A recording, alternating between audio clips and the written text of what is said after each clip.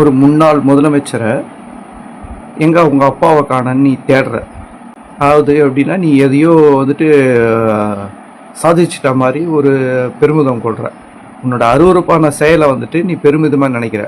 ஆனால் கரூர் சம்பவத்தில் 41 பேர் உயிரிழக்கும் போது, பல உயிர்கள் பரிதவிக்கும் போது உன்னை காத்து நீ உட்டான் சவரின் ஓன் நபர்.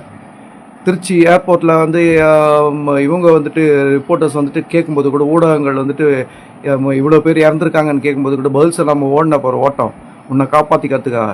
உன்னை போய் நம்பி வந்துட்டு மக்கள் வாக்களிச்சிருக்காங்கன்னா அது நகைப்பாக தான் இருக்குது. அது ஒரு பக்கம் இருக்கட்டும்.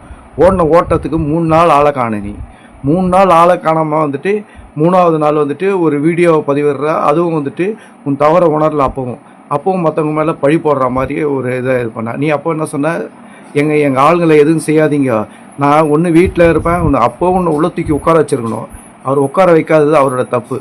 ஆனால் வந்துட்டு அப்படின்னா அதுக்கப்புறமா சும்மா அந்த 72 நாள் கழித்து வெளியே வர நீ எல்லாம் வீர வசனம் பேசுகிற அளவுக்கு உனக்கு விட்டு வச்சுருக்காங்கனாக்கா அதான் பெரிய கூத்து.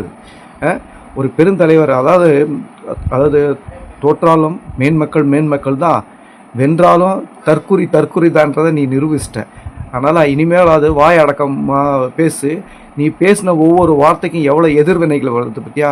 இப்போ வந்து நீ அவரை பற்றி பேசும்போது உன் குடும்பத்தை பற்றி எனக்கெல்லாம் பிடிக்காது, யாரும் தனிப்பட்ட தாக்குதல் பிடிக்காது. ஆனால் நீ செய்கிற ஒவ்வொரு இழிவான செயலும் மற்றவங்களுக்கு ஒரு எதிர்வினை ஆற்றுற ஒரு வாய்ப்பை கொடுக்குதா?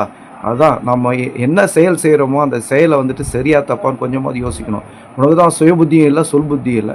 உன்னெல்லாம் என்ன பண்ணுறது? எவனோ எழுதி கொடுத்த ஸ்கிரிப்டை வாந்தி எடுக்கிற. இனிமேலாவது அப்படி வாந்தி எடுக்காமல் உன் சொந்த புத்தியை யூஸ் பண்ணி இனிமேல் எந்தெந்த தலைவர்கள்கிட்ட அதாவது எத்தனையோ வாட்டி சட்டமன்ற உறுப்பினராக இருக்கார், மேயராக இருந்திருக்காரு. நீ இப்போ தான் வந்துட்டு தடுமாறி, அதுவும் வந்துட்டு உண்மையான வெற்றியான்னு தெரில, சட்டமன்றத்துக்குள்ளே வந்திருக்க. அதனால் வேண்டி அந்த ஆட்டம் ஆடாமல் அந்த பதவிக்குரிய மரியாதையை இது பண்ணி களங்கப்படுத்தாமல் என்ன வேணுமோ, அதாவது திரும்பியும் வந்துட்டு என்ன சொன்னாலும் அறிவுரை சொன்னாலும் நீங்கள் கேட்க போகிறதில்ல. எதிர்கட்சி தான் நீங்கள் குற்றம் சொல்ல போகிறீங்க. எப்படி இருந்தாலும் மக்களையாவது பாதுகாக்கிற ஒரு வழிமுறைகளை தேடுங்க. நன்றி, வணக்கம்.